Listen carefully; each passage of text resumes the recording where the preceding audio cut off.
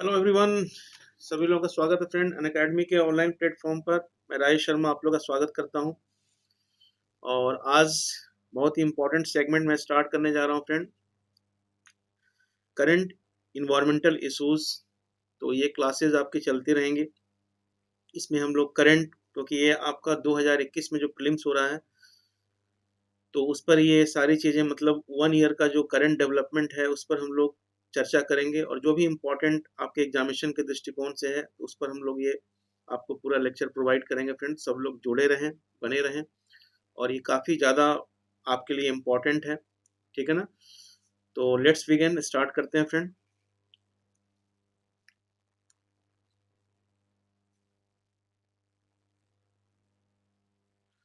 और सबसे पहले मैं आपको अनअकैडमी के बारे में बता दें फ्रेंड। अनअकैडमी इंडिया का बेस्ट लर्निंग प्लेटफॉर्म है और बिल्कुल ज्वाइन करें। दो तरह के यहाँ पर क्लास में अब सब्सक्रिप्शन आपका है। एक आपका प्लस का है, एक आइकॉनिक है। दोनों में से कोई ज्वाइन कर सकते हैं, बट आइकॉनिक बेस्ट है फ्रेंड, क्योंकि इसमें आपको स्टडी के साथ साथ प्रॉपर गाइडेंस भी आपको प्रोवाइड की जाएगी।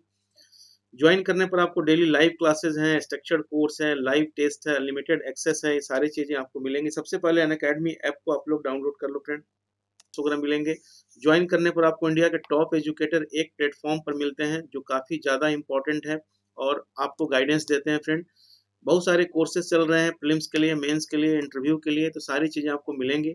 और जो प्लस का जो कोर्स आपका है फ्रेंड, तो प्लस में आपका 1 ईयर, 2 ईयर और 3 ईयर है। ये आपका फीड डिस्प्ले कर रहा है। इसमें मेरे कोड का इस्तेमाल करें RKS10, तो इसमें आपको डिस्काउंट मिल जाएगा फ्रेंड 12 मंथ्स में और 24 मंथ्स में और 36 मंथ में। इसमें आप EMI में भी पेमेंट कर सकते हैं, पर मंथ भी पे कर सकते हैं। और आप तैयारी कर रहे हो तो बहुत कम फ़ी है, ज़्यादा फ़ी नहीं है। ऑफलाइन में तो बहुत ज़्यादा फीस है, इसमें बहुत कम फ़ी है। घर बैठे तैयारी कर सकते हो तो बिल्कुल ज्वाइन करो। ज्वाइन करने पर ही आपकी प्रिपरेशन स्टार्ट होती है, क्योंकि सारी चीज़ें आपको यूट्यूब पे नहीं मिल पाती है। और आइकॉनिक जो आपका फ्रेंड है, इसमें 1 ईयर का, 2 ईयर का और 3 ईयर का है। इसमें मेरे कोड का इस्तेमाल करें RKS10, इसमें भी आपको 10% डिस्काउंट मिल जाएगा। और ऑप्शनल वेरी इंपॉर्टेंट आपका है सेगमेंट, मतलब पोर्शन है ऑप्शनल। इस पर आपको विशेष रूप से ध्यान देना है, क्योंकि आपके सिलेक्शन में इसका बहुत इंपॉर्टेंट रोल है। तो आपका ऑप्शनल की भी आपकी जो फ़ी आपकी है फ्रेंड यहाँ डिस्प्ले कर रही है, यहाँ पर भी आपको डिस्काउंट मिल जाएगा। मेरे कोड का इस्तेमाल करें RKS10। और अनअकैडमी कॉम्बैट प्रोग्राम है, तो आई थिंक सभी लोग पार्टिसिपेट कर रहे होंगे। Unacademy combat program national level पर आपकी रैंकिंग होगी, आपका सेल्फ एवल्यूशन हो सकता है, मतलब होगा। ठीक है? और 6 मंथ आपका फ्रेंड बचा हुआ है एग्जामिनेशन का, प्रीलिम होने का। तो ये बैचेस 28 दिसंबर से स्टार्ट हो रहे हैं, तो बिल्कुल ज्वाइन करें। और इसमें आपका पूरा प्रीलिम कवर किया जाएगा, टॉप एजुकेटर आपके साथ रहेंगे, प्रीलिम टेस्ट सीरीज होगा, PDF वगैरह सारा प्रोवाइड कराया जाएगा, डाउट क्लिंग सेशन होगा, इंटरव्यू वगैरह, प्रिपरेशन वगैरह सारे इंक्लूड हैं इसमें। लक्ष्य बैच आपका 6 मंथ का है, 1 ईयर कोर्स है, 2 ईयर कोर्स है, इसको ज्वाइन करें। और एक्सपेडिशन कोर्स है आपका इंग्लिश मीडियम का, तो ये भी 3 तरह का कोर्स है, इसको बिल्कुल ज्वाइन करें। आइकॉनिक का प्राइस जो है हाइक होने वाला है, तो बिल्कुल इसको पहले आप ले लें फ्रेंड, मेरे कोड का इस्तेमाल करें, क्योंकि इसमें आपको पर्सनल गाइडेंस दी जाएगी। मेन टेस्ट सीरीज है, स्टडी प्लानर के अकॉर्डिंग क्लास चलेगी, बूस्टर सेशन मिलेगा आपको, हाई इंटेंसिटी वर्कशॉप मिलेगा, राइटिंग स्किल है। तो ये सारी चीज़ें आपको मिलेंगी और मेरे कोड का इस्तेमाल करें फ्रेंड RKS10। आपके लिए मेहनत कर रहा हूँ।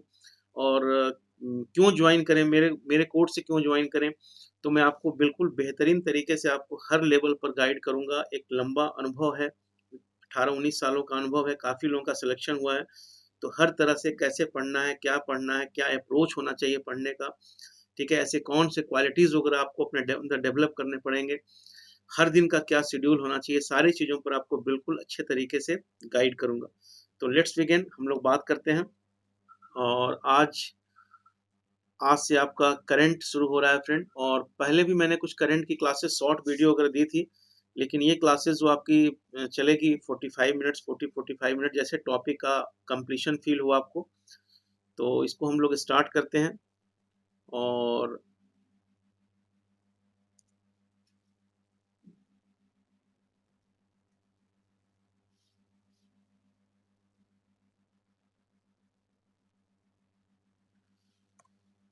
तो हम लोग आज बात करने वाले हैं फ्रेंड कि ये जो टॉपिक हमारा रहेगा, इसमें ये रेगुलर क्लासेस चलेंगी Monday to Sunday.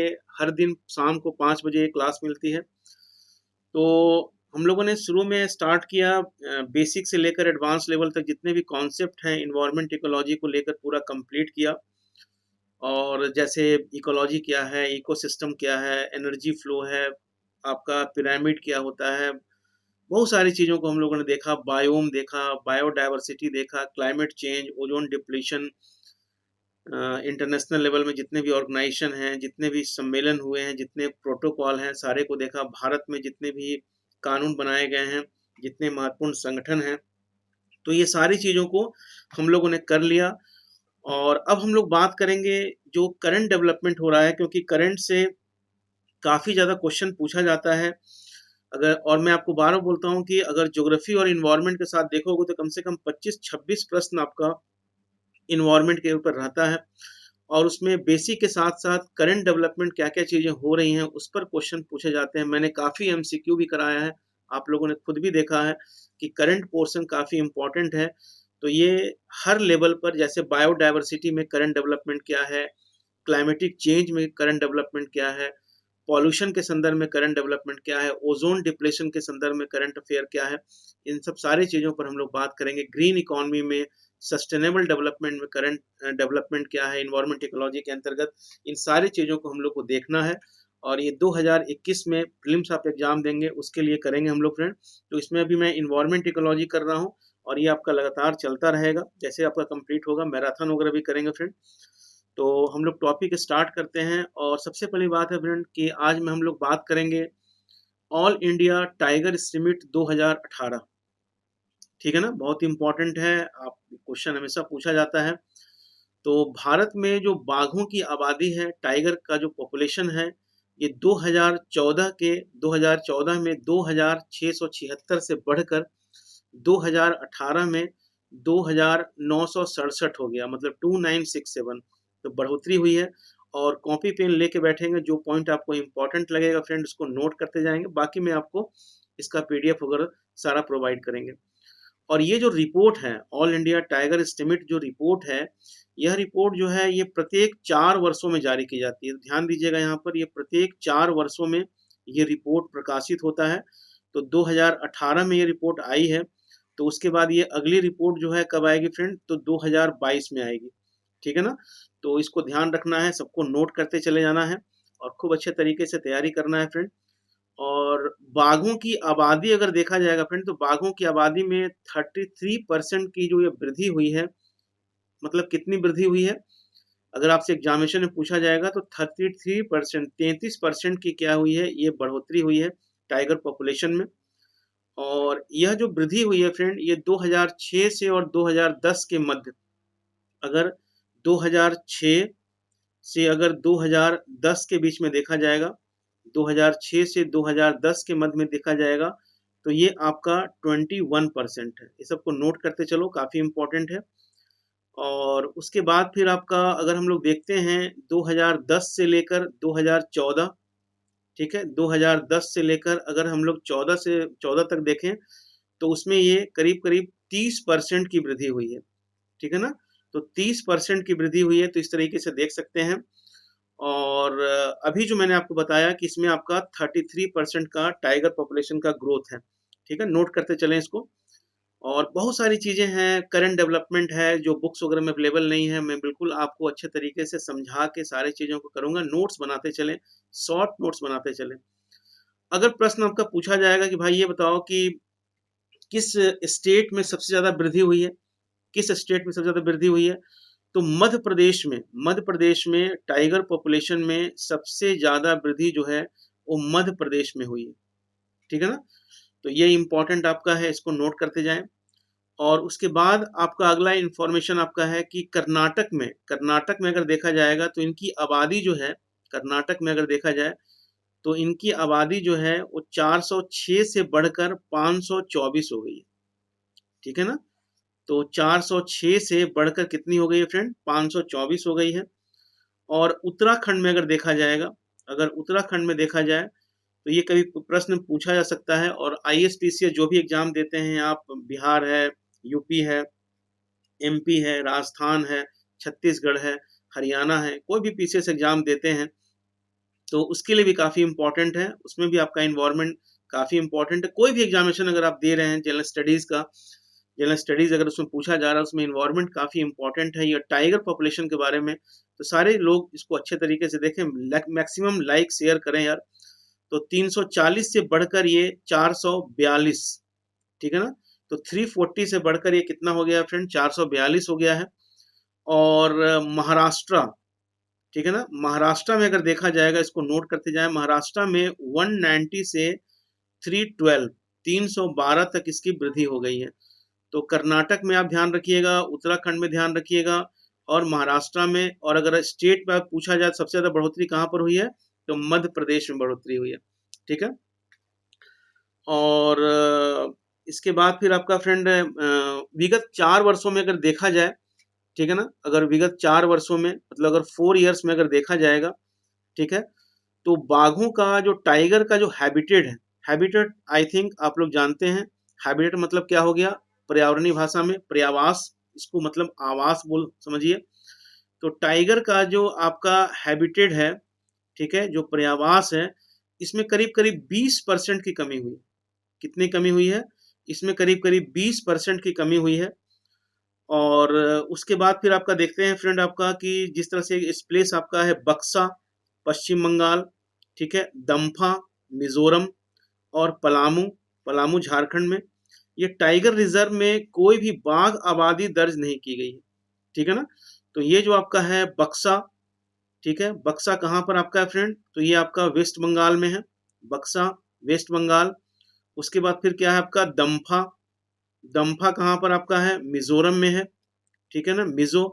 And Palamu, Palamu में आपका, पलामू आपका कहाँ पर है फ्रेंड, झारखंड में है। तो यहाँ पर कोई टाइगर पॉपुलेशन में वृद्धि नहीं हुई, यहाँ पर ग्रोथ नहीं हुई। तो ये प्रश्न इंपॉर्टेंट है, ये पूछा जा सकता है कि कौन से टाइगर रिजर्व में कोई ग्रोथ नहीं हुआ है, टाइगर रिजर्व पॉपुलेशन में ग्रोथ नहीं हुआ है। तो ये आपका याद रखिएगा, बक्सा पश्चिम बंगाल, ठीक है, दम्फा मिजोरम, एंड पलामू झारखंड, ठीक है ना। और टाइगर के जो हैबिटेट हैं उसमें कितने परसेंट की कमी हुई है, तो उसमें 20% की कमी दर्ज की गई। ये सब इम्पोर्टेंट है। उसके बाद ये आपका एक दो चीज और इम्पोर्टेंट है फ्रेंड आपका, कि जैसे एक चीज आपका ये है कि बाघों की आबादी की गणना कैसे की जाती है। यहाँ पर एक प्रश्न पूछा जाता है, इम्पोर्टेंट है, ये पूछा भी गया हुआ है कि जो बाघों की, जो टाइगर पॉपुलेशन की जो आबादी है, इसको कैसे, इसकी गणना की जाती है, इसका कैसे इसको निकाला जाता है। इसमें कुछ आपके इम्पोर्टेंट सिस्टम है, ठीक है, उस पर बात करेंगे। जैसे आपका इसको नोट करते जाएंगे, ये एम स्ट्रिप्स बोलते हैं शॉर्ट फॉर्म में, क्या बोलते हैं, एम स्ट्रिप्स। ये जो एम स्ट्रिप्स आपका फ्रेंड है, ये एक सॉफ्टवेयर आधारित निगरानी प्रणाली है, ठीक है। और इसको एनटीसीए द्वारा सभी बाघ आरक्षित केंद्र में क्या किया गया, क्षेत्रों में इसको लॉन्च किया गया है। तो ये क्या है, एक सॉफ्टवेयर है, क्या है, monitoring system for tiger intensive protection and ecological status. क्या हो गया शॉर्ट फॉर्म में, एम स्ट्रिप्स, भूलना नहीं है इसको, ठीक है ना। तो monitoring system for tiger intensive protection and ecological status, ये एम स्ट्रिप्स है। क्या है, एक सॉफ्टवेयर आधारित निगरानी प्रणाली है, इससे निगरानी रखा जाता है टाइगर लोगों का। और कौन लॉन्च किया है फ्रेंड, तो ये लॉन्च किया गया है एनटीसीए के द्वारा लॉन्च किया गया, ठीक है ना। किसके द्वारा लॉन्च किया गया फ्रेंड, एनटीसीए के द्वारा लॉन्च किया गया है। एनटीसीए क्या है, एनटीसीए जो आपका है, इसको मैं इधर लिख दे रहा हूं क्योंकि ये इंपॉर्टेंट है, आपको पता होना चाहिए, ठीक है ना।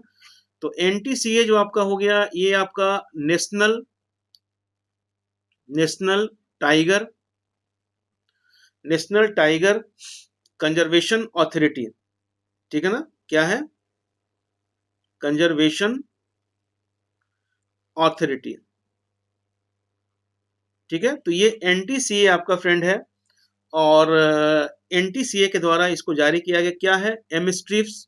तो अगर आपसे पूछा जाएगा एम स्ट्रिप्स क्या है, तो बोलिएगा कि बाघों की आबादी की निगरानी करने के लिए एक सॉफ्टवेयर है, जिसको टाइगर रिजर्व में क्या किया गया है, इसको इम्प्लीमेंट किया गया है। तो आई थिंक आप लोगों को सबको क्लियर होगा फ्रेंड। और एम स्ट्रिप जो आपका है, तो दूसरा है, हम लोग बात करते हैं, दूसरा आपका फ्रेंड है, एक आपका है अगला जो आपका है camera trap data repository and analysis tool, ठीक है ना, CATRT बोलते हैं, क्या बोलते हैं इसको, CATRT। ये भी आपका इंपॉर्टेंट है। Camera trap data repository and analysis tool. और ये क्या करता है, ये मतलब जो इमेज होता है, ठीक है, इमेज को कैप्चर करता है, और ये भी एक प्रकार का क्या है, सॉफ्टवेयर है। और ये फोटो मतलब जो टाइगर है उसका फोटो लेकर, ठीक है, तो उससे ये पता लगाता है। तो एक आपका ये भी है CATRT, इसको ध्यान रखिएगा। एक आपका एम स्ट्रिप्स हो गया, वो भी सॉफ्टवेयर है। और ये भी आपका क्या है, CATRT, camera trap data repository and analysis tool. उसके बाद फिर आपका है एक और आपका है फ्रेंड कि बाघों हेतु एक्सट्रैक्ट, कंपेयर तथा तेंदुओं के लिए हॉट स्पॉटर इन पैटर्न रिकग्निशन प्रोग्राम, ठीक है ना। तो ये भी आपका एक है, आपका ये भी आपका एक मतलब ये बाघों और तेंदुओं की व्यक्तिगत पहचान के लिए भी है, ठीक है। तो ये आपका इंपॉर्टेंट है। तो एम स्ट्रिप हो गया, CATRTA हो गया, ठीक है, और बाघों के लिए एक्सट्रैक्ट, कंपेयर तथा तेंदुओं के लिए हॉट स्पॉटर इन पैटर्न रिकग्निशन प्रोग्राम है, ठीक है। तो ये सब चीज़ों को ध्यान में रखना है, ये सब चीज़ें इंपॉर्टेंट हैं। उसके बाद फिर आपका है specially explicit capture recapture SECR पद्धति। इसके अंतर्गत क्या होता है फ्रेंड, ये कैमरा ट्रैप डेटा से आबादी घनत्व मतलब पॉपुलेशन डेंसिटी का इससे एनालिसिस किया जाता है, ठीक है। और उसी तरह से आपका क्या है, साइटोक्रोम बी मार्कर, ठीक है। ये जो है बाघों की जो अल्पसंख्या के कारण कैमरा ट्रैपिंग अगर नहीं संभव है, तो वहां पर वंशानुगत विश्लेषण के माध्यम से बाघों की जो न्यूनतम संख्या के आकलन हेतु जो टाइगर होता है जो अपना वेस्ट निकालता है, ठीक है, अपना वेस्ट निकालता है, उसके नमूनों को एकत्रित करके, ठीक है ना, उसके नमूनों को एकत्रित करके इसके माध्यम से पता लगाया जाता है बाघों के बारे में, ठीक है ना। तो ये साइटोक्रोम बी मार्कर इसको बोला जाता है फ्रेंड। ये काफी इंपॉर्टेंट है, ये सब कुछ चीजों को ध्यान रखिएगा। उसके बाद फिर आपका भारत में अगर बाघ संरक्षण के प्रयास देखे जाएं, मैं लास्ट में आपको सारा रिवाइज भी कर दूंगा, क्योंकि जब सेशन में कंक्लूड करता हूं तो जो मैंने आज कराया है उसको एक बार अच्छे तरीके से आपको अच्छे तरीके से रिवाइज भी कर दूंगा। तो बिल्कुल बने रहें अच्छे तरीके से, लाइक शेयर करते रहो, मेरे कोड वगैरह का इस्तेमाल करते रहो। तो भारत में जो बाघ संरक्षण के प्रयास हैं, इसमें आपका जो बाघ परियोजना है, जो टाइगर प्रोजेक्ट है, ठीक है ना, आराम से करेंगे, धीरे धीरे करेंगे, समझेंगे। तो भारत सरकार ने 1973 में टाइगर रिजर्व में जंगली बाघों के इन सीटू संरक्षण, इन सीटू में नहीं बताऊंगा क्योंकि आप लोगों को पता है, सब बता चुका हूं मैं। In situ conservation, ex situ conservation सारा बताया हुआ है, लेकिन फिर भी एक लाइन बोल देता हूं, नहीं तो मेरे को फिर संतुष्टि नहीं हो पाएगी। इन सीटू कंजर्वेशन जो आपका होता है फ्रेंड, कि जहां पर जो स्पेसीज है उसका वहीं पर संरक्षण अगर करते हैं तो उसको क्या बोलते हैं, इन सीटू स्वस्थानीय संरक्षण। तो इन सीटू संरक्षण के लिए केंद्र प्रायोजित बाघ परियोजना का शुभारंभ किया गया था। कब किया गया था, ध्यान दीजिएगा। तो आपका 1973 में इसका शुभारंभ किया गया था। तो इसको बिल्कुल आपको ध्यान रखना है। अगर आपसे पूछा जाएगा कि प्रोजेक्ट टाइगर को कब स्टार्ट किया गया था, प्रोजेक्ट टाइगर प्रोग्राम कब स्टार्ट किया गया था, तो ये स्टार्ट किया गया था फ्रेंड 1973 में। क्यों किया गया था, तो इसलिए किया गया था इसका इन सीटू कंजर्वेशन के लिए, ठीक है ना, इन सीटू कंजर्वेशन के लिए, स्वस्थानीय संरक्षण के लिए इसका शुभारंभ किया गया था। उसके बाद फिर आपका हम लोग बात करते हैं, इंपॉर्टेंट है, एक तो आपका प्रोजेक्ट टाइगर हो गया। कौन सा हो गया, प्रोजेक्ट टाइगर, कब, 1973, ठीक है, स्टार्ट किया गया। और किस लिए किया गया, इन सीटू कंजर्वेशन के लिए। दूसरा आपका फ्रेंड आपका यहाँ पर है कि राष्ट्रीय बाघ संरक्षण प्राधिकरण, मैंने आपको बताया नेशनल, क्या बताया था मैंने आपको, national tiger conservation authority, NTCA। तो ये जो NTCA है, यह जो आपका फ्रेंड है एक क्या है, एक सांविधिक निकाय है, स्टैट्यूटरी बॉडी है। और 2006 में इसको क्या किया गया था फ्रेंड, एस्टेब्लिश किया गया था, ठीक है। 2006 में आपका क्या किया गया था, इसको एस्टेब्लिश किया गया था। और तो ये इम्पोर्टेंट है। और यह वर्ष 2006 में MOEF एंड CC के अधीन स्थापित क्या है, एक स्टैट्यूटरी बॉडी है, ठीक है। और अब हम लोग बात करेंगे कुछ इम्पोर्टेंट जो आपका है, जो इम्पोर्टेंट जो टाइगर का जो आपका स्पेसीज है फ्रेंड, जैसे रॉयल बंगाल टाइगर, नाम सुनते होंगे आप लोग।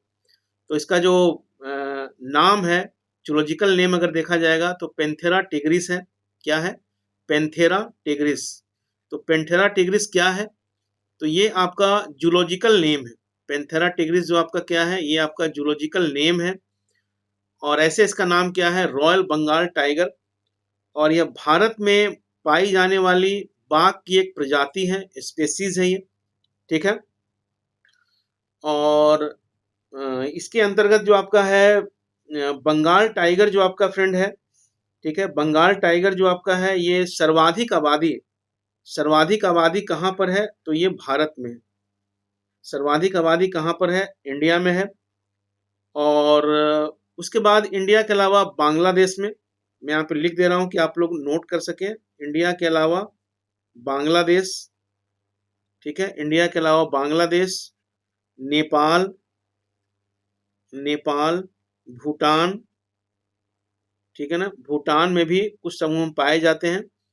और साथ में आपके चाइना और बर्मा में ये पाए जाते हैं, मतलब म्यांमार, जो वर्तमान अभी म्यांमार है उसमें। तो ये एक स्पेसीज है। और विश्व में अगर कुल टाइगर पॉपुलेशन का अगर देखा जाएगा फ्रेंड, तो ये बहुत इंपॉर्टेंट है, इंटरेस्टिंग है कि विश्व में अगर टोटल पॉपुलेशन को देखा जाए, टाइगर पॉपुलेशन को, अगर हम लोग पूरे टाइगर पॉपुलेशन को देखते हैं, ठीक है, तो नोट्स आप लोग बनाते जाएं सभी चीज़ों को, और मैं बिल्कुल इसको अच्छे तरीके से अब पूरा करेंट कराऊंगा, आपका एक भी प्रश्न नहीं छूटेगा इन्वायरमेंट इकोलॉजी का। और environment ecology, Indian economy, geography, polity, इसमें एक भी प्रश्न नहीं छूटेगा, बिल्कुल बने रहें, लाइक शेयर मैक्सिमम करते जाएं। तो विश्व की जो कुल बाघ आबादी है फ्रेंड, इसका 80% जो आपका है वो कहाँ पर है, तो भारत में पाया जाता है। कितना? 80% जो आपका है, 80% इंडिया में, आपका पूरे वर्ल्ड पॉपुलेशन, टाइगर पॉपुलेशन का 80% टाइगर जो है वो भारत में है। अगर बाघ संरक्षण की स्थिति पूछा जाता है, आपको ऑलरेडी मैंने बता रखा है, IUCN, आपको याद होगा फ्रेंड, IUCN। तो IUCN के बारे में मैंने आपको पूरा बता रखा है अच्छे तरीके से। तो बाघ संरक्षण की जो स्थिति है उसमें IUCN में रेड लिस्ट जो आपका है, लाल किताब, रेड डाटा बुक, उसमें ये इसका स्टेटस क्या है, तो इंडेंजर्ड है। क्या है इसका? इंडेंजर्ड है। तो ये इम्पोर्टेंट है। और एक चीज और बता दें फ्रेंड आपको, इस सबको नोट करते चलेंगे क्योंकि सारी चीजें स्लाइड में नहीं रहती हैं। तो IUCN में इसका स्टेटस क्या हो जाएगा? IUCN में इसका स्टेटस हो जाएगा इंडेंजर्ड है, रेड लिस्ट में। और आपको याद होगा फ्रेंड कि मैंने आपको बताया था वन्य जीव संरक्षण अधिनियम, ठीक है ना, मैंने आपको बताया था भारत में। तो इसको नोट करते जाएंगे, वन्य जीव संरक्षण अधिनियम, वन्य जीव संरक्षण अधिनियम में जो मैंने आपको बताया था, सबसे पहले जो मैंने बताया था, भारत में जो एक्ट लाया गया था 1972 में। तो ये जो आपका फ्रेंड है, ये प्रश्न यहाँ पर पूछा सकता है, ठीक है, प्रश्न यहाँ से पूछा सकता है। ये शेड्यूल 1 में लिस्टेड है। किसमें है ये? शेड्यूल 1 में लिस्टेड है। और शेड्यूल कितना कितना लिस्ट था? Schedule 1, schedule 2, schedule 3, schedule 4, schedule 5, schedule 6। तो शेड्यूल 1 और शेड्यूल 2 में क्या था कि जो भी लिस्टेड अगर इसमें एनिमल्स वगैरह, स्पेसीज वगैरह हैं, उनका किसी प्रकार का शिकार करना बिल्कुल प्रतिबंधित है, कठोर सजा का प्रावधान किया गया, ठीक है ना। तो ये इंपॉर्टेंट है, इसको नोट कर लीजिएगा। और एक चीज और बता दें, ये सब नोट करते जाओ, ये सारी स्लाइड में नहीं है। एक और मैंने आपको संगठन बताया था, साइट्स, आपको याद है ना, एक मैंने आपको बताया था साइट संगठन।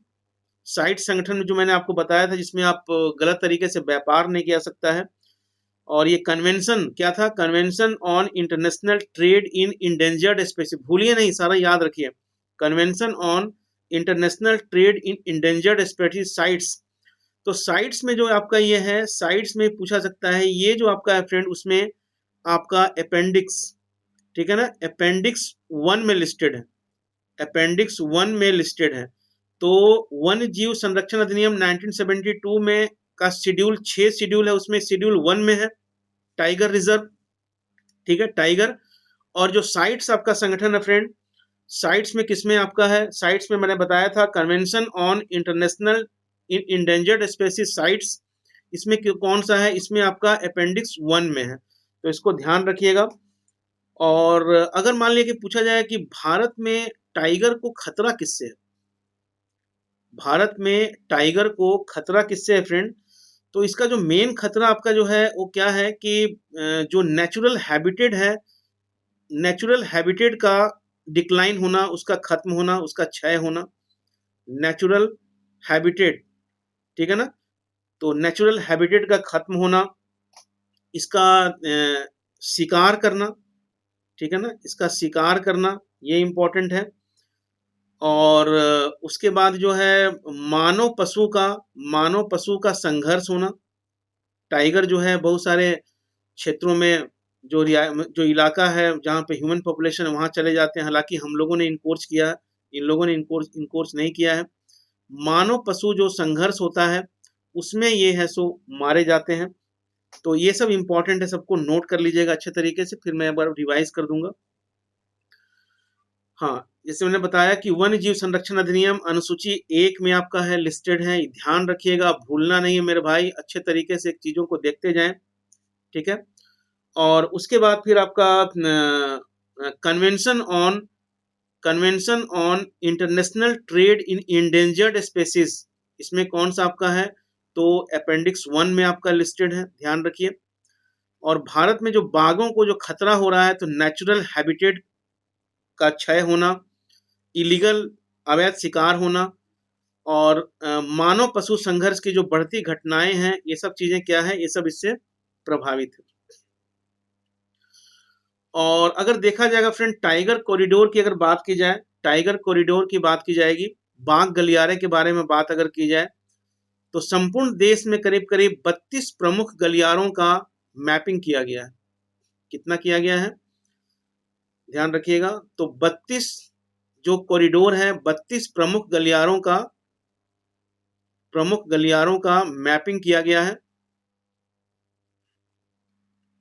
ठीक है, गलियारों का मानचित्रण किया गया है, मैपिंग किया गया है। तो एक इंपॉर्टेंट इंफॉर्मेशन है, इसको ध्यान रखिए। जो बाघ गलियारा है, जो बाघ गलियारा है, ये बाघ प्रयासों से संबंधित एक ज्योग्राफिकल एरिया होता है, भूक्षेत्र होता है, जो बाघ, उसके शिकार व अन्य वन्य जीवों के मुक्त आवागमन को सुनिश्चित करता है, ठीक है ना, मतलब फ्री रूप से क्या है, ये लोग आवागमन कर सकते हैं, वो क्षेत्र होता है। तो उसको हम लोग क्या बोलते हैं, उसको हम लोग बोलते हैं टाइगर कॉरिडोर। और ये टोटल कितना है मेरे भाई, तो 32 टाइगर कॉरिडोर है, इसको ध्यान में रखिएगा, ठीक है ना। और इन गलियारों के सीमा निर्धारण के लिए, ये जो कॉरिडोर है, देश में जो टाइगर कॉरिडोर है, तो इन गलियारों के सीमा निर्धारण करने के लिए क्या है, सीमा निर्धारण करने के लिए देश को 4 क्षेत्रों में क्या किया गया है, बांटा गया है, ठीक है। कितने क्षेत्रों में बांटा गया है, तो यहाँ पर 32 कॉरिडोर जो आपका है फ्रेंड, तो 32 कॉरिडोर के लिए इसको 4 क्षेत्रों में बांटा गया है, ध्यान रखिएगा, ठीक है, 4 क्षेत्रों में इसको बांटा गया है। पहला क्या है, पहला है शिवालिक पहाड़ियों व गंगा के मैदान, ठीक है ना, इसमें आपका 3 गलियारा है। शिवालिक पहाड़ियों गंगा के मैदान में क्या है फ्रेंड, 3 गलियारा है आपका, 3 कॉरिडोर है। उसके बाद फिर आपका मध्य भारत और पूर्वी घाट में क्या है, 11 गलियारे हैं, 11 कॉरिडोर हैं। उसके बाद फिर आपका पश्चिमी घाट है, इसमें 8 गलियारे हैं। और उसके बाद आपका पूर्वोत्तर क्षेत्र है, इसमें कितना हो गया, 10 गलियारे। तो इस तरह से आपका टोटल जो आपका है, इतने गलियारा है, इतना कॉरिडोर है। तो इसको अच्छे तरीके से आपको ध्यान में रखना है, चीजों को समझना है, ठीक है ना। तो टोटल कितना हो गया फ्रेंड? 32 गलियारा। सॉरी, इसमें पहले में कितना है?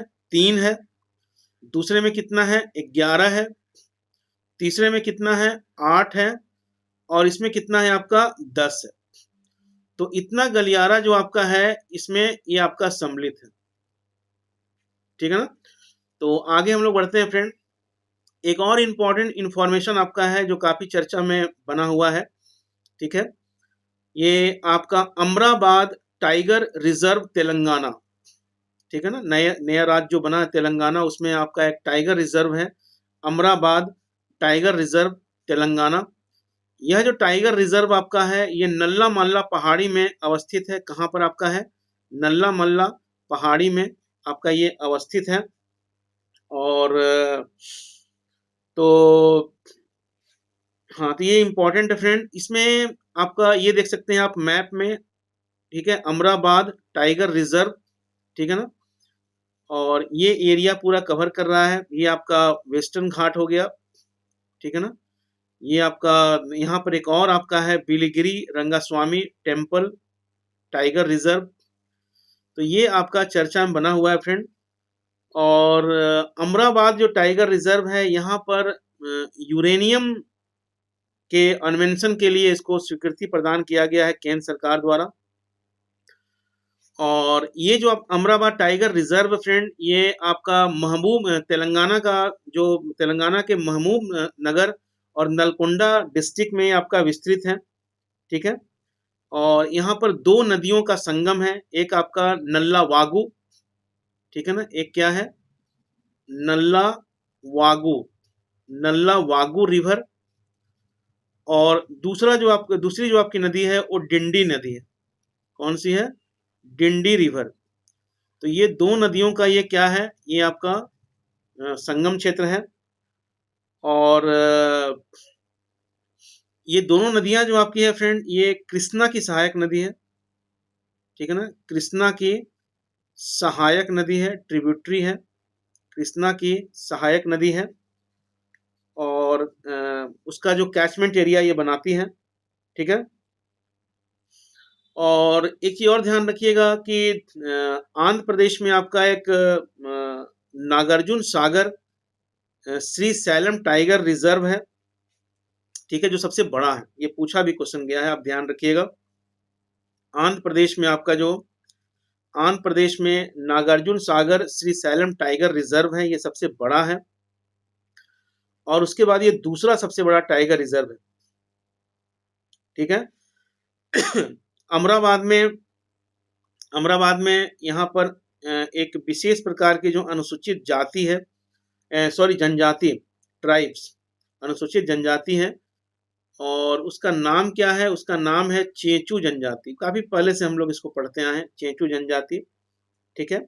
वहां पर उसका पॉपुलेशन काफी अधिक है। तो ये आपका एक इम्पॉर्टेंट इंफॉर्मेशन है।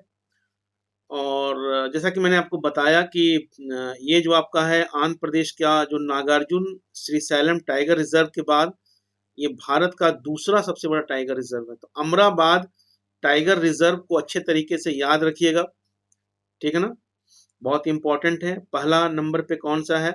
आपका आंध्र प्रदेश का Nagarjuna Sagar Shri slam tiger reserve. और फिर दूसरे नंबर पर अमराबाद टाइगर रिजर्व है। और चेंचू जनजाति जो है यहाँ पर उसका पॉपुलेशन काफी ज्यादा है। एक और इम्पोर्टेंट आपका फ्रेंड है, इसको ध्यान रखना है कि पखुई टाइगर रिजर्व, ये भी बहुत इंपॉर्टेंट है, ठीक है। पखुई टाइगर रिजर्व अरुणाचल प्रदेश कहाँ पर है? अगर पूछा जाएगा, पूछा भी गया है ये, ठीक है। तो पखुई जो टाइगर रिजर्व है ये आपका अरुणाचल प्रदेश में है। कहाँ पर है? अरुणाचल प्रदेश में। और अरुणाचल प्रदेश सरकार द्वारा पूरब पश्चिम जो औद्योगिक गलियारा है, ठीक है, नामक एक राजमार्ग के निर्माण की योजना बनाई गई है। तो किसके द्वारा बनाई गई है? तो अरुणाचल प्रदेश गवर्नमेंट के द्वारा ईस्ट वेस्ट एक इंडस्ट्रियल कॉरिडोर, एक राजमार्ग बनाने की निर्माण की योजना की गई है। और जिसका 40 किलोमीटर लंबा जो एलिवेटेड रूप जो है वो पखुई या पक्के बाघ अभ्यारण्य के कोर क्षेत्र से होकर गुजरेगा, ठीक है ना। तो ये ध्यान रखिएगा कितना कवर इसमें किया जा रहा है। तो 40 किलोमीटर लंबा जो एलिवेटेड रूप है उसमें है सो ये कवर करेगा। और यह उत्तर पश्चिम में भारेली और कामेंग नदी तथा पूरब में पक्के नदी से घिरा है। तो उत्तर और पश्चिम में कौन सी नदी है? भारेली भी बोलते हैं या क्या बोलते हैं, कामेंग नदी बोलते हैं, ठीक है ना। और पूरब में कौन सी है? तो पूरब में पक्के नदी से घिरा हुआ है। और जो इसका हैबिटेट क्षेत्र है, पर्यावास क्षेत्र जो आपका है, वो अर्ध सदाबहार, सदाबहार वन और पूर्वी हिमालय चौड़ी पत्ती वाले वन जो हैं यहाँ पर बहुतायत में मिलते हैं, ठीक है। तो ये आपका इम्पोर्टेंट इंफॉर्मेशन था फ्रेंड, तो इसको मैंने आपको बताया। अब हम लोग आगे बात करते हैं स्नो लेपर्ड के बारे में, हिम तेंदुआ, ठीक है। हिम तेंदुआ ये भी काफी चर्चा में बना हुआ है। स्नो लेपर्ड ये केंद्रीय पर्यावरण, वन और जलवायु परिवर्तन मंत्रालय एमओई एफसीसी ने global snow leopard and ecosystem protection GSLEP, ठीक है ना। तो global snow leopard and ecosystem protection GSLEP कार्यक्रम की संचालन समिति की चौथी बैठक में भारत में हिम तेंदुओं की आबादी की गणना के लिए प्रथम राष्ट्रीय प्रोटोकॉल का शुभारंभ किया। तो बहुत इंपॉर्टेंट है, ध्यान रखिएगा। जो स्नो लेपर्ड जो आपका है, तो ये जो स्नो लेपर्ड आपका फ्रेंड है, तो इसका आपका भारत में मतलब हिम तेंदुओं की जो आबादी की जो गणना है, ठीक है, उसके लिए ये प्रथम राष्ट्रीय प्रोटोकॉल का शुभारंभ किया गया है। किसके द्वारा किया गया है फ्रेंड? तो केंद्रीय पर्यावरण, वन और जलवायु परिवर्तन मंत्रालय ने global snow leopard and ecosystem protection कार्यक्रम की संचालन समिति की चौथी बैठक में भारत में जो स्नो लेपर्ड हैं उनका गणना किया जाएगा। तो ये काफ़ी इम्पोर्टेंट है। और एक आप इसमें आपका प्रोग्राम है जो मैंने आपको बताया, ठीक है, जीएसएलईपी, ठीक है ना। तो जीएसएलईपी क्या हो गया? जीएसएलपी आपका हो गया global snow leopard and ecosystem protection, GSLP कार्यक्रम जो है।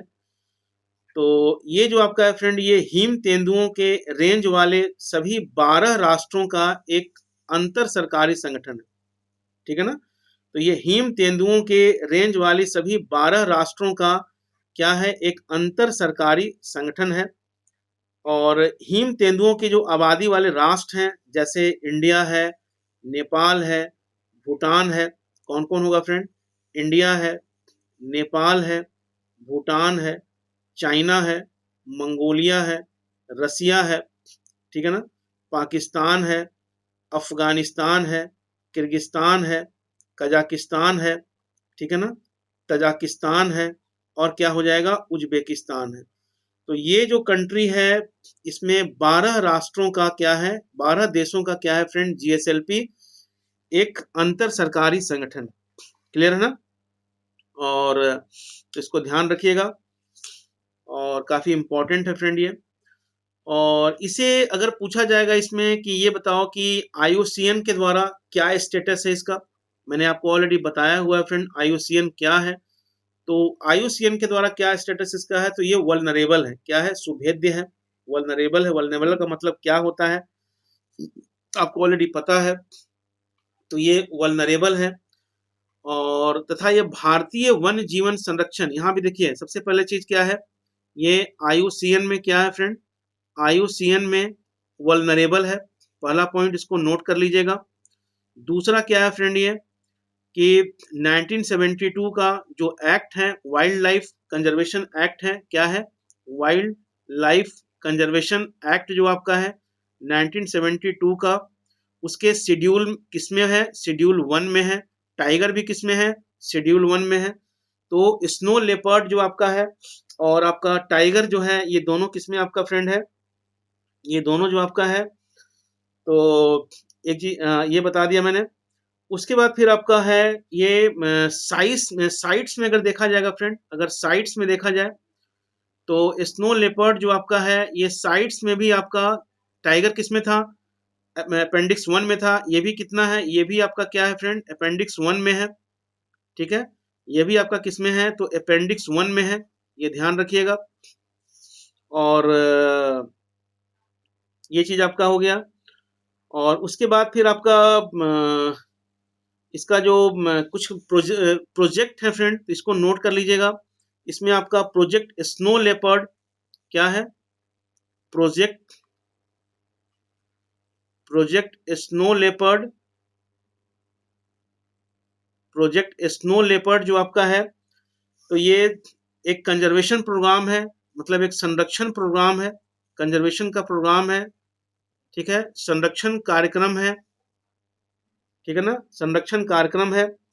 और उसके अलावा जो आपका है एक सिक्योर हिमालय है,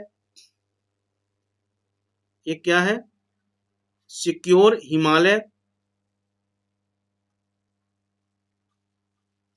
सिक्योर हिमालय है।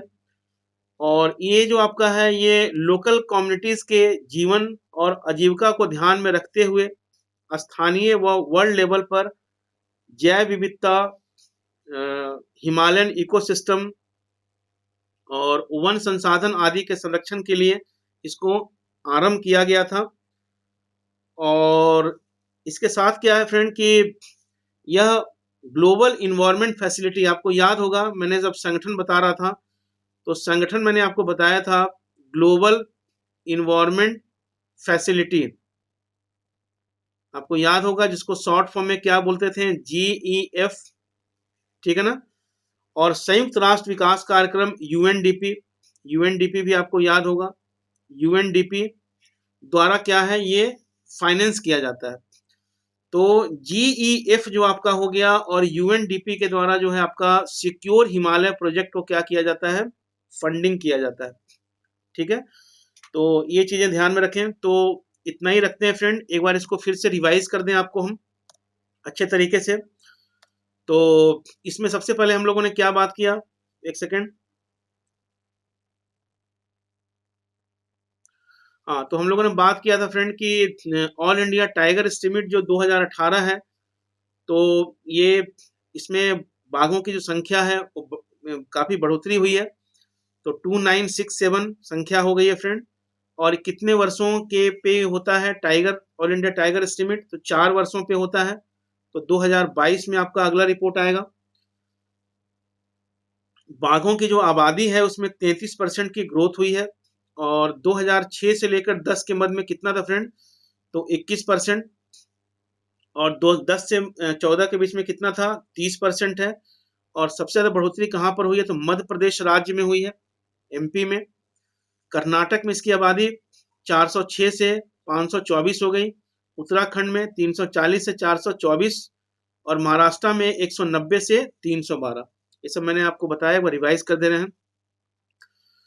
और भारत में जो टाइगर हैबिटेट है, मतलब जो बाघ जहाँ पे रहते हैं, टाइगर हैबिटेट जो है उसमें 20% की कमी हुई है।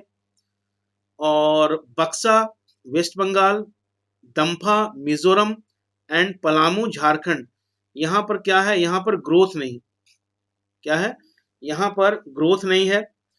और बाघों की आबादी की गणना में जो प्रयुक्त तकनीक है, इसमें आपका क्या है, एमस्ट्रिप्स मैंने आपको बताया था, monitoring system for tiger intensive protection and ecological status, MSTrIPES, ठीक है ना। उसी तरह से आपका दूसरा आपका है CA ट्रैट है, camera trap data repository and analysis tool. ये सब क्या है, ये सब गणना में प्रयुक्त होने वाली जो टेक्नोलॉजी है। और बाघों के लिए एक्सट्रैक्ट कंपेयर तथा तेंदुओं के लिए हॉट स्पॉटर इन पैटर्न रिकॉग्निशन प्रोग्राम है फ्रेंड, ये सब इंपॉर्टेंट है। उसके बाद स्पेशली एक्सप्लिस्ट कैप्चर रिकैप्चर, ACCR पद्धति है, साइटोक्रोम भी मार्कर है, ये सब सारा चीज है। बाघ परियोजना जो है आपका 1973 में, इन सिटू कंजर्वेशन, ये सब सारा चीज मैंने आपको बता दिया। 1973 में project tiger in situ conservation इसकी शुरुआत की गई थी। और NTCA national tiger conservation authority 2006 में। तो और आपका panthera tigris zoological name of royal Bengal tiger, very very important. तो विश्व में कुल बाघ आबादी का 80% जो है फ्रेंड भारत में है। और टाइगर कंजर्वेशन में अगर IUCN स्टेटस देखा जाएगा तो क्या है, इंडेंजर्ड है। और भारत के अलावा बांग्लादेश, नेपाल, भूटान, चाइना और म्यांमार में ये रॉयल बंगाल टाइगर पाए जाते हैं। टोटल वर्ल्ड पॉपुलेशन का टाइगर जो है 80% है इंडिया में। और वन जीव संरक्षण अधिनियम 1972 में शेड्यूल 1 में है, ध्यान रखिएगा। और साइट्स में क्या है, अपेंडिक्स 1 में है। और जो टाइगर आपका है उसका नेचुरल हैबिटेट का खत्म होना, तो टाइगर के लिए मतलब उसके कम होने का जो भी है, नेचुरल हैबिटेट का खत्म होना, शिकार होना, मानव पशु का संघर्ष, तो ये सब ध्यान रखिएगा। मैं काफी अच्छे तरीके से करा दे रहा हूँ। तो इन सब चीजों पर कर लिया हम लोगों ने। गलियारा है, तो टाइगर कॉरिडोर है, टोटल कितना है मेरे भाई, तो 32 प्रमुख गलियारा है, इसका मैपिंग किया गया है। और गलियारा का मतलब क्या होता है, फ्री आवागमन होता है, मुक्त आवागमन होता है, ठीक है। और ये जो गलियारा है इसमें देश को 4 क्षेत्रों में विभाजित किया गया है, जो शिवालिक पहाड़ियां हैं, गंगा के मैदान, मध्य भारत और पूर्वी घाट, पश्चिमी घाट और पूर्वोत्तर। इसमें आपका जो है 3 है, शिवालिक पहाड़ियां गंगा के मैदान में 3 है, मध्य भारत और पूर्वी घाट है, पश्चिमी घाट है, और क्या है, पूर्वोत्तर है। तो ये 4 भागों में बांटा गया है। फिर मैंने आपको बताया Amrabad tiger reserve where is located, Telangana, मैंने मैप पर भी आपको दिखाया। और ये नल्लामलाई पहाड़ी में लोकेटेड है, इंपॉर्टेंट है। उसके बाद नागार्जुन श्रीशैलम टाइगर रिजर्व के बाद भारत का दूसरा सबसे बड़ा टाइगर रिजर्व है। यहाँ पर एक इंपॉर्टेंट ट्राइब्स पाए जाते हैं, चेंचू। पखुई जो आपका है अरुणाचल प्रदेश में है, ठीक है। ईस्ट वेस्ट जो इंडस्ट्रियल कॉरिडोर बनाया जा रहा है, निर्माण की घोषणा की गई है, तो उसमें एक जो एलिवेटेड रूप जो है वो पखुई के जो बाघ अभ्यारण्य है, पखुई टाइगर रिजर्व के कोर एरिया से है, सो गुजरेगा, ठीक है। और यहाँ पर नदी जो है भारेली और कामेंग रिवर है, एंड पूरब में पक्के नदी से घिरा है। और पर्यावास क्षेत्र अर्ध सदाबहार, सदाबहार वन और पूर्वी हिमालय चौड़ी पत्ती वाले जो वन है, ये सब सारे मुख्य रूप से हैं। स्नो लिपार्ड मैंने आपको बता दिया, जीएसएलपी के बारे में आपको बता दिया फ्रेंड। और उसके बाद जीएसएलपी क्या है, तो 12 राष्ट्रों का एक अंतर सरकारी संगठन है, और इसमें इतने सारे जो कंट्री जो हैं ये सारे इसमें सम्मिलित हैं, ठीक है फ्रेंड। तो आईयूसीएन स्टेटस जो आपका है वल्नरेबल है, और 1972 के शेड्यूल 1 में है। सिक्योर हिमालय के बारे में आपको बताया। एंड फंडिंग कहाँ से हो रहा है, तो जीएफ के ग्लोबल इन्वायरमेंट फैसिलिटी के माध्यम से एंड यूएनडीपी के माध्यम से। और प्रोजेक्ट स्नो लेपर्ड जो है चलाया गया है साइट्स में, इसके बारे में मैंने आपको बताया। तो इतना ही रखते हैं फ्रेंड, और फिर कल शाम को 5 बजे मिलेंगे। और मेरे कोड वगैरह का इस्तेमाल करते रहें, RKS10 मेरा कोड है। और टेलीग्राम लिंक को सब्सक्राइब कर लें, लाइक शेयर मैक्सिमम करते रहें।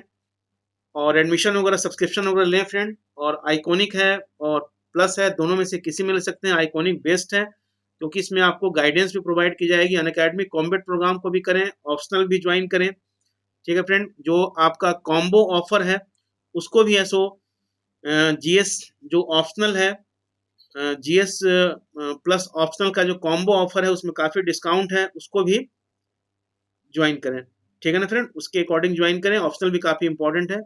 तो okay, bye, see you, all the best friend, फिर मिलते हैं।